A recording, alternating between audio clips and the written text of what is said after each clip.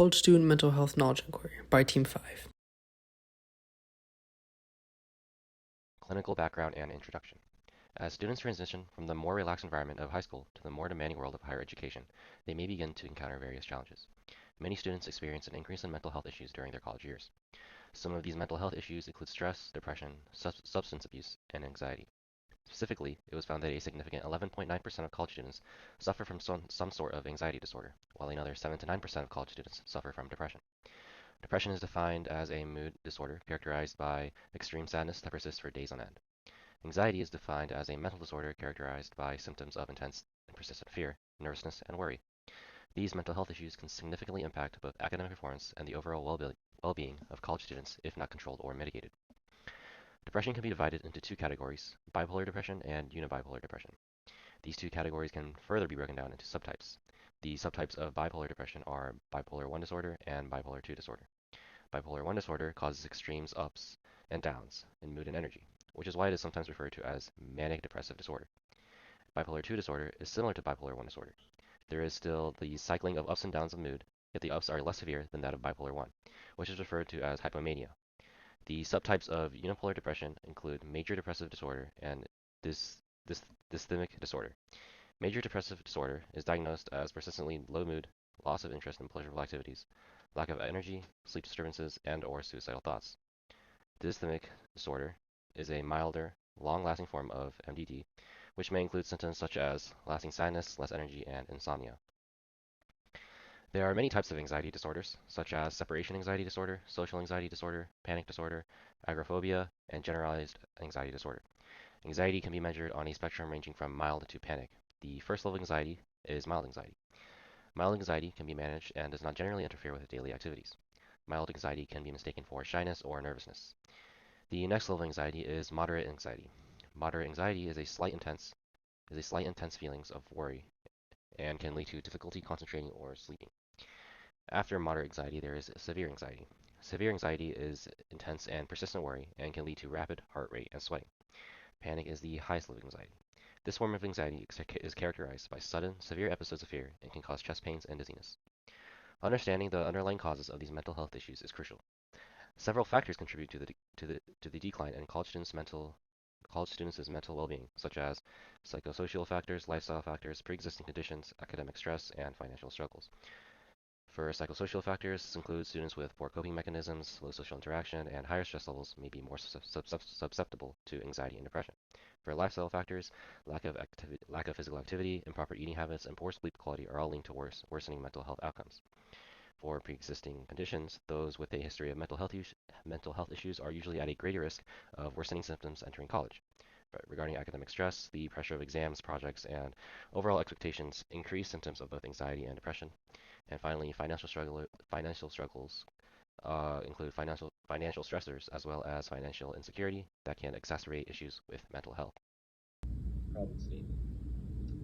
In recent years, the mental health of undergraduate college students has become an increasingly significant concern due to a variety of factors such as social demographic, academic expectations, and lifestyle habits. Our study aims to analyze the categorical outcomes of stress level and symptom frequency based on separate groups according to year and major reviews of Lynn ANOVA, and B, mental health status, existence of depression, panic attacks, and anxiety based on a broader person-to-person specific range of demographic, academic, and behavioral data through the use of logistic regression. These variables include and are not limited to gender, study hours, major, sleep quality, symptom frequency, stress level, and more. Our goal is to not only examine correlations between these factors and the binary outcome of mental health issues, but we also hope to develop a predictive model to identify high-risk students. Ultimately, we aim to classify students with high risk based on the models we develop from our data in order to inform them of early intervention strategies and to assist universities such as Malaysia University with allocating mental health resources and support accordingly. Literature critique. Our first literature critique is of the article Mental Health Symptoms and Academic Achievement Factors. In this article, the study examined the relationship between mental health symptoms and academic habits, specifically self-efficacy, in college students. Mental health distress was measured using the Hopkins Symptoms Checklist, while self-efficacy was measured using the College Self-Efficacy Inventory. Results showed a significant negative correlation, indicating that students with higher mental health distress had lower self-efficacy. Although this variable of self-efficacy was not included in the current dataset, the study suggests its relevance and recommends considering it in future research. Our second literature critique is the statistical analysis of mental influencing factors for anxiety and depression of rural and urban freshmen. This article examines the mental health issues among first-year Chinese university students using statistical models like PPS sampling, canonical correlation analysis, and Duncan's multiple range test. The study highlights anxiety as a mediator between factors such as academic pressure, social support, and family background on depression. The findings show academic stress, social adaptation, and financial struggles significantly impact mental health, with urban students experiencing higher anxiety and depression. The study could improve by detailing its methodology, and the study also discusses statistical approaches similar to those in other research, such as post-hoc testing and correlation analysis. For our third and fourth literature critiques, we have the prevalence and correlates of depression, anxiety, and stress in sample of college students, and depression, anxiety, and stress and their associated social determinants in the Saudi college students. The first study examines mental health challenges among college students using the Depression Anxiety Stress Scale on 374 undergraduates at Franciscan University. It employs a one-way ANOVA to analyze differences in stress levels across academic years, finding that upperclassmen tend to experience higher stress, anxiety, and depression than freshmen and sophomores. A post-hoc Tukey test confirms that juniors and seniors report greater stress than freshmen. The study's classification of students by traditional academic year aligns with the user's dataset, which uses numerical year labels. The second study similarly applies a one-way ANOVA to assess stress differences across academic years, revealing that final year students experience the highest stress. Post-hoc analysis confirms increasing stress levels as students advance, aligning with findings from the first study.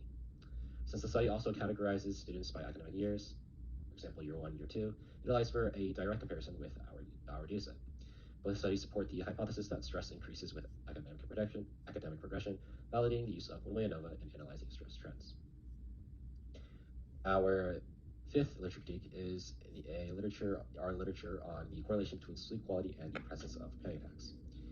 Research on sleep and anxiety showed mixed results, and while Roy Byrne et al. Linked sleep deprivation to worse anxiety, Belanger et al. Found no consistent insomnia patterns in GAD patients. A study on 128 youth suggests a strong connection, while Zhang et al. Showed poor sleep can exist without anxiety or depression. Their survey of around 1,000 students found many with anxiety or depression did not have sleep disorders, though there were some self-reported data that may have limited conclusions.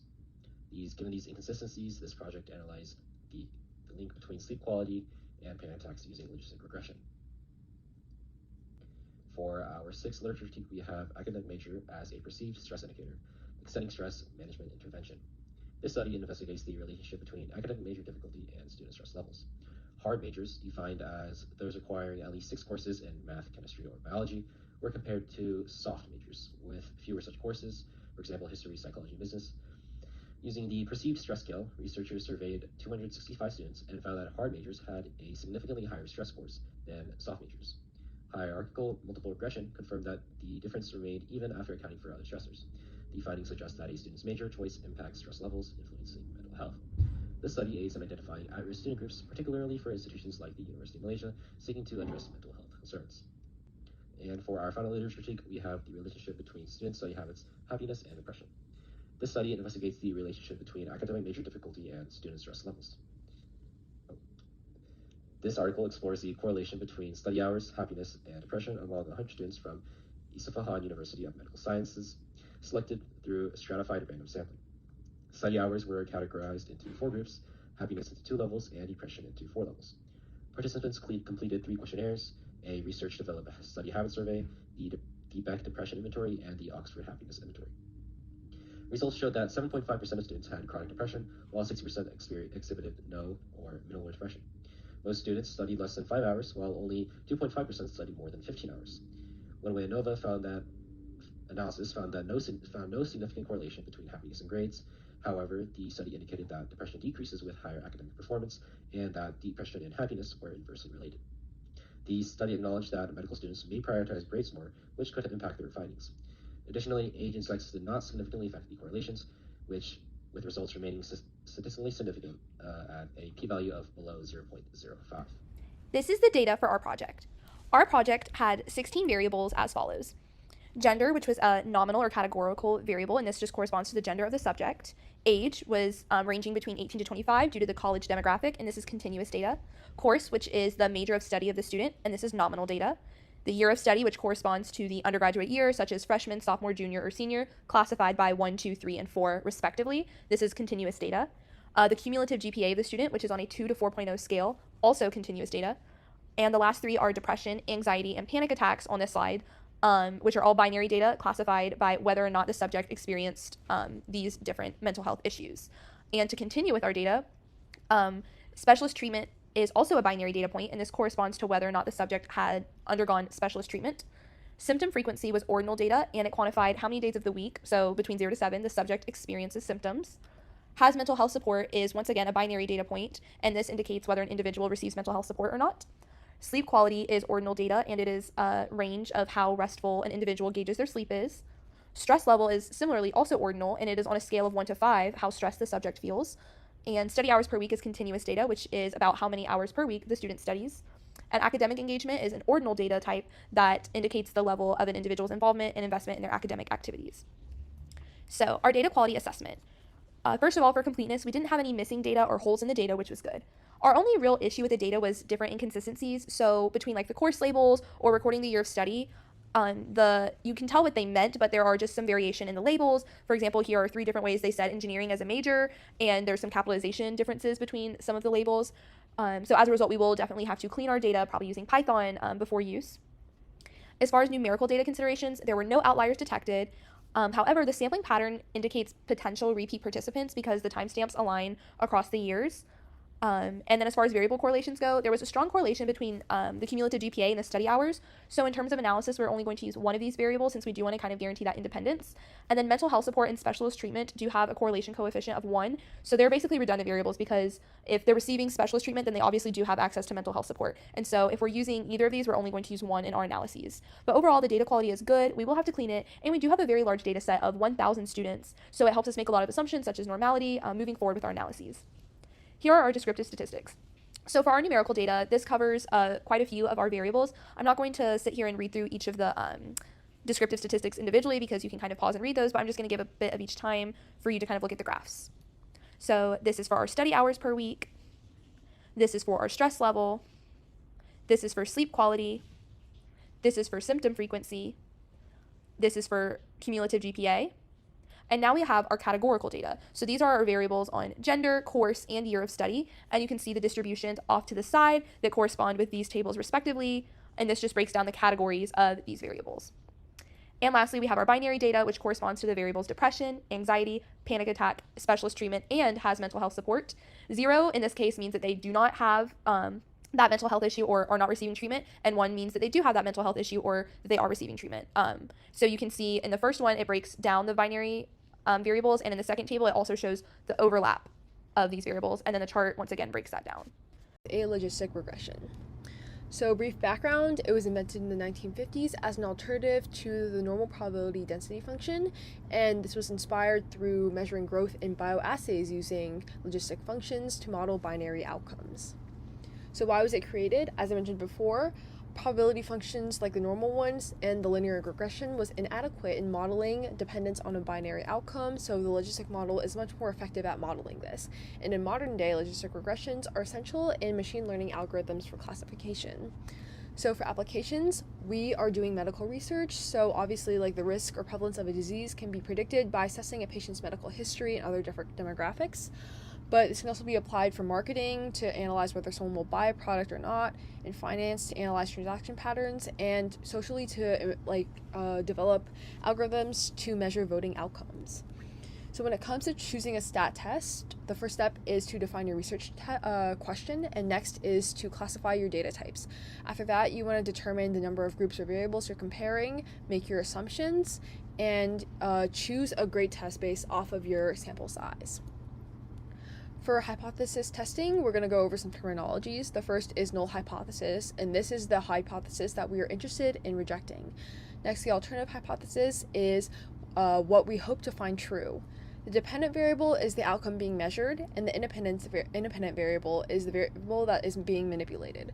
The test statistic is a computed value such as a z-score or t-score, and this helps support or reject our null.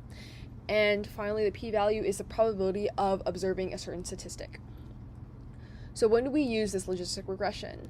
One factor is whether or not the outcome is binary and categorical, and another is whether or not we want to understand relationships between multiple variables and the likelihood of an event occurring. And this means that the dependent variable is bounded between 0 and 1. An example scenario that is similar to our data is assessing the likelihood of anxiety based on gender, GPA, and field of study. Because anxiety is a binary outcome, we'll use the logistic regression to evaluate how these factors influence the odds of experiencing anxiety, and we can use this to model relationships between other variables listed above. The type of data required is the assumption that the dependent variable is binary. And that means that the independent variables have to be either categorical or continuous and not have any strong correlations with each other. And as with most statistical tests, large sample sizes are preferred. Some assumptions are that the dependent variable is binary and the independent variable is categorical or continuous. Observations should be independent and mutually exclusive without multicollinearity. And independent variables should have strong linear relationships with log-og, so this means that it models the logit function. The sample size should be large with no extreme outliers, and the dataset should contain independent observations. Benefits of the logistic regression are that coefficients are easy to interpret, it is fast and well suited for large datasets, it provides probability for predictions, and can be used in a wide variety of fields, and incorporates multiple independent variables. Limitations are assumptions of a linear relationship and unstable coefficients due to difficulty interpreting results, and it requires a careful selection of relevant independent variables. So this may make it underfit and not capture all the complex interactions between variables. So why is the logistic regression the right choice for our data?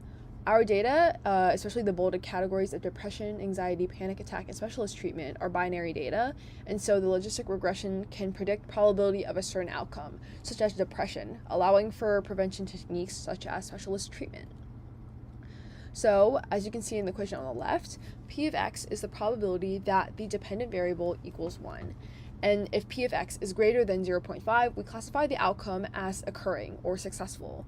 And beta 0 and beta 1 are estimated using the MLE method, and this is similar to the linear regression model that uses least squares. It is important to note that this regression can be hard to calculate by hand because the Taylor series can be used to approximate the MLE. So software implementation. The first step is to import and install all of the packages needed, and after that you can code and start the logistic function as shown. And so example from our data, we were able to code the probability of depression by major, and we were able to list these probabilities and create a graph. So some practical benefits of using Colab is time efficiency, because although Excel is good for running other statistical tests such as linear regressions, ANOVA, and etc., the logistic regression is not actually built into Excel, so you have to install a series of add-ins like Real Statistics, which can be time-consuming. And by importing packages through several lines of code, the statistical prediction process is much more efficient. In terms of integration, Python is the most common programming language for research in the workforce, and Colab is fully free and has a built-in AI platform to help debug code, making it accessible to users of all skill levels, and is also cloud-based, so it's very easy to collaborate on. Our second statistical test is the one-way ANOVA. One-way ANOVA was invented in the 1920s and is a credit to Sir Ronald A. Fish, who developed the fundamental idea of variance. In the 1930s, he published the Design of Experiment, which further elaborated on the principles of experimental design and analysis, such as the one-way ANOVA. It was created because it is important and is easy to compare the means of three groups at once, rather than conducting multiple comparison tests such as the t-test. One-way ANOVA offers a structured framework to test null hypothesis that all group means are equal. This allows for identifying where significant differences are if they exist. Fisher developed this method to analyze data from certain experiments more efficiently by summarizing complex data into a single test for overall significance. Now, its applications. There are many different applications of one-way ANOVA, such as the medical and healthcare field, wherein clinical trials can be used to evaluate the effectiveness of different treatment drugs by comparing recovery time and based on which treatment is administered. In business, it can be used on things such as advertising and product performance. In advertising, this test can be used to assess the performance of certain marketing campaigns by comparing sales engagement associated with each campaign. And also in quality control and engineering, it can be used to control the process or improvement This test can be used to compare efficiency and quality from different manufacturing processes or machines. When would we want to use the one-way ANOVA test? The one-way ANOVA test will show if there is a statistical significance between 3 or more groups on a single variable. It is useful when your groups are independent and unrelated, you have multiple, aka 3 or more groups you wish to test simultaneously, your dependent variable is continuous, and you want to avoid the risk of false positives, such as one that can occur with multiple t-tests. An example scenario is using our data if we want to determine age, course, or GPA have an effect on the prevalence of depression. Since we're comparing 3 independent groups against 1 dependent variable, the one-way ANOVA test is ideal. The test will use variance between groups and variance within each group to calculate an F value, which can identify whether or not there is a statistical significance difference between them. What type of data is required? In our one independent variable, we need qualitative categorical data and at least 3 distinct groups. In our dependent variable, we need quantitative and numerical data, such as a continuous or ratio data. What are the assumptions of this test? There are 3 assumptions for the one-way ANOVA test. 1, that the data of each group follows a normal distribution. 2, variation within groups should be similar. And 3, the experimental units must be independent both within and between the groups. Now, the benefits of the one-way ANOVA is that it can be used in a wide variety of fields. It's much more time efficient for comparing a large group. It reduces the chance of error, and the F statistic is easy to interpret with the F value table. The limitations of this test are that it assumes the dependent variables are normally distributed. The observational groups must be independent of each other. It can only test one dependent variable at a time. There are extreme outliers that can affect the one-way ANOVA test, and the results only tell you if one group is different, but not specifically which one. You need a post-hoc test to identify that specific group. Let's do an example scenario for one-way ANOVA. Let's say you want to determine if 3 airplane wing designs have different effects on flight distance. To test this, you throw each airplane design A, B, and C 10 times and record each flight distance. You can compare flight distances of multiple airplane designs with a one-way ANOVA test. Let's set up our solution steps. First, we're going to define the problem. Next, we're going to define our variables and assumptions. For step 3, we're going to represent our test mathematically. For step 4, we're going to carry out the procedure of the one-way ANOVA test. Then, we're going to interpret our results. For our problem formation, our question is, do the 3 paper airplane designs have different flight distances? Our null hypothesis is there is no difference between the 3 designs with respect to flight distance. Our alternative hypothesis is that there is a significant difference between the 3 designs with respect to flight distance. Next, we'll define our variables and assumptions. Our independent variable is the paper airplane design. Our dependent variable is each recorded flight distance. Assumptions. 1. The independent variable is nominal, because it is the type of airplane design A, B, or C, and the dependent variable is metric, recorded flight distance in feet. 2. Each categorical measurement is independent, meaning one design does not influence how another design will perform in a test. 3. Distribution is normal within each group. 4. Variance should be the same between groups. We can assume that the variance of design A does not or should not be significantly different from the variance of design B. And finally, our significance value is going to be assumed to be 0.05. The mathematical representation of the one-way ANOVA test is this equation. In general, we are going to find the ratio between the variance between the groups, which is the variance in each design's mean flight distance, and the variance within the groups, which is the variance in each design's recorded flight distances. Now to carry out our procedure. We have this sample data here with 10 recorded throws for each airplane design A, B, and C. We recorded these distances in feet. First, we need to calculate the means of each group and the overall mean. First, we're going to sum each value in each group. So we sum each value in group A, we sum each value in group B, and for group C. Then we take the overall total by adding every data point collected. Then, to calculate the overall mean, we divide our total by the total number of data points, 30, to get an overall mean of 21.93. Then for each group A, B, C, we divide the respective total by the number of throws in each group, 10, to get 22.2 for the group A mean, 19.1 for the group B mean, and 24.5 for the group C mean. Next, we're going to find the sum of squares between the groups. We're going to do this by adding up the square differences between the group means and the overall mean. We get 146.9. Then we find the sum of squares within each group by adding all the squares of differences between each value and its group mean. We get 97 for the sum of squares within the groups. Then we need to convert these to variances. We do this by dividing the sum of squares between the groups and the sum of squares within the groups by its respective degree of freedom. We can calculate the degree of freedom between the groups by taking the total number of groups, which is 3, because we have group A, B, and C, minus 1. This gets us a degree of freedom between the groups of 2. Then we can find degree of freedom within the groups. We do this by taking the total number of values, 30, and subtracting 3. Dividing 146.9 by 2, we get a mean squares of 73.43. And dividing 97 by 27, we get a mean squares within the groups of 3.59. We can then find the ratio of the variance between the groups and the variance within the groups to get our test statistic, the F-score. We get an F-score of 20.44, and we can convert this to a p-value. 20.44 is comparable to a p-value much less than 0.001, which is less than our significance value of 0.05, so we can reject our null hypothesis. Finally, we need to interpret our results. Because our p-value calculated was less than our significance value, we rejected the null hypothesis. But what does this mean? This means, to us, that the paper airplane design has a significant effect on flight distance. This means there is likely a relationship between these different airplane designs and flight distance. This analysis overall tells us that some of these designs likely fly farther on average than the others. Why is the one-way ANOVA test the right choice for interpreting our data? This is for two reasons. One is the ability to compare mean differences. This test is ideal for comparing the mean mental health indicators across different categorical groups. And two, our dataset meets the assumptions of homogeneity of variance. The variance or spread across the dependent variable is similar across all groups being compared because of their large size. Implementation of the one-way ANOVA test into software.